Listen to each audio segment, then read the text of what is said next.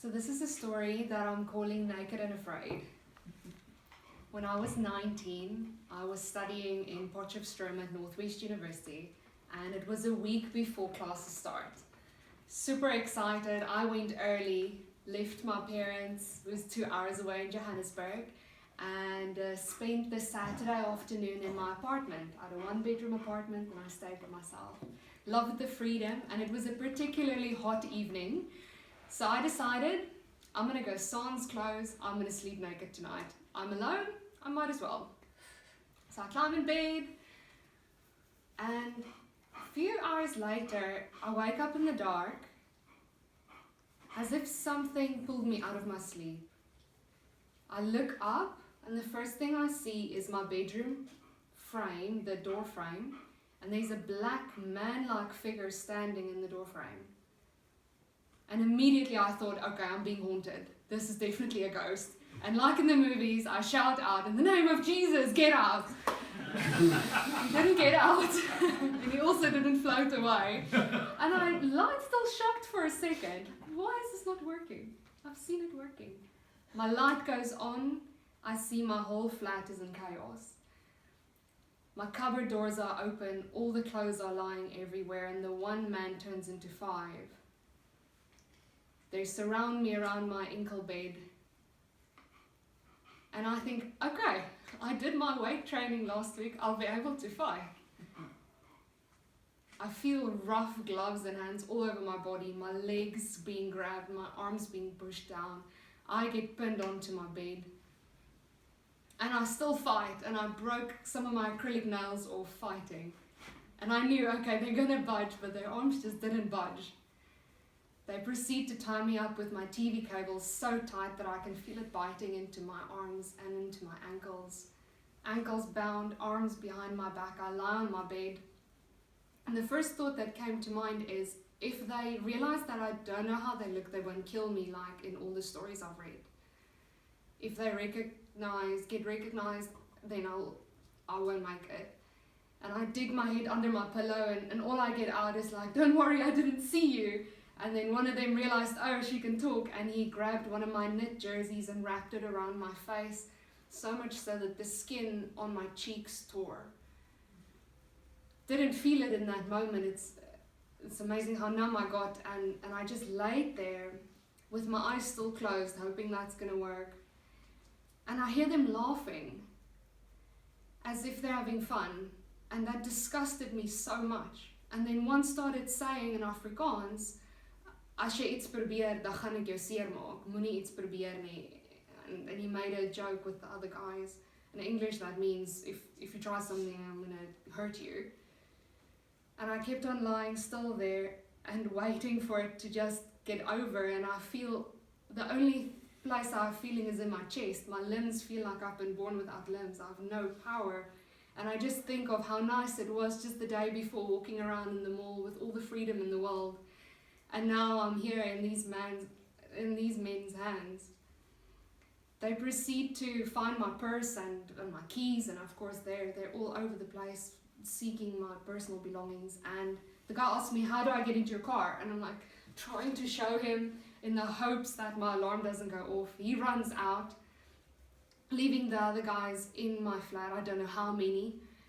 And suddenly my car alarm screams. And I'm like, oh shit, this is it. I jumped up from the bed, sitting upright, ready to just try and do something, get loose, and this man comes running in. The most dark yellow eyes I've ever seen, with this huge, I think meter-sized ponga in his hand, ready to hit me with it. With all my power, I struggled against him, and in the struggle he cut me, and I didn't even feel that. And I just begged him to not kill me, I want to live. And then he started laughing, and I'm all backed up against the wall, trying to get space, just get away from him. And I feel his hand go under my duvet and touch my leg. And right there, my fight for survival kicked in, and I'm like, fuck this, I'm not gonna look away. And he proceeds to go up with his hand on my right leg, and I just whimper, and I'm like, please don't do this. And I look him straight in the face. And then he just turned around and he walked out. While the other guys were still going through my things.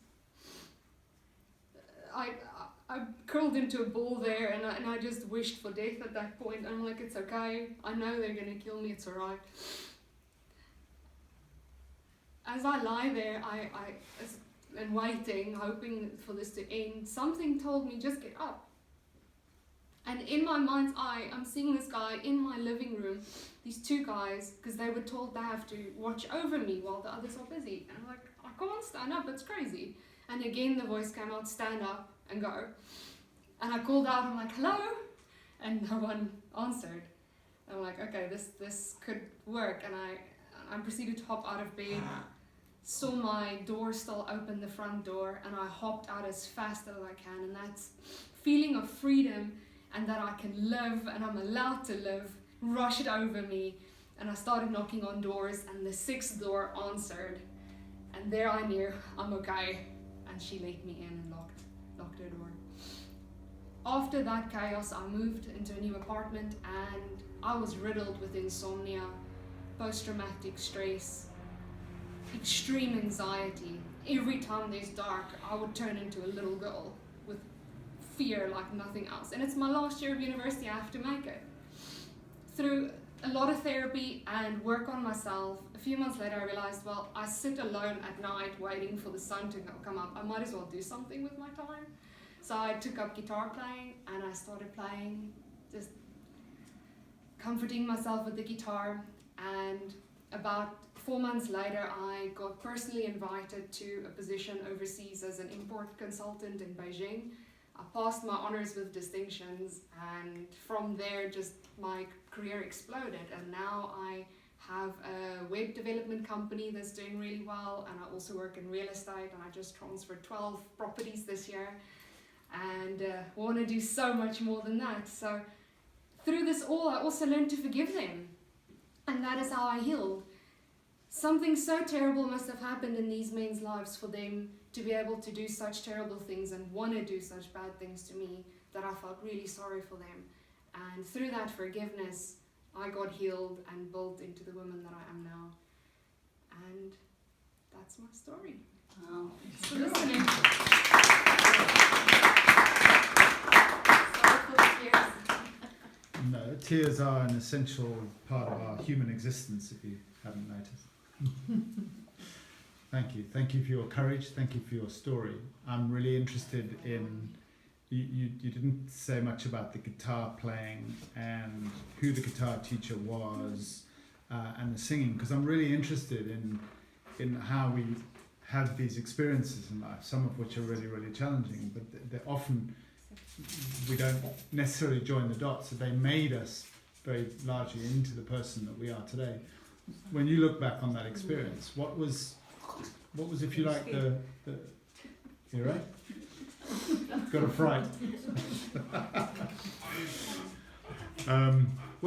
So put in a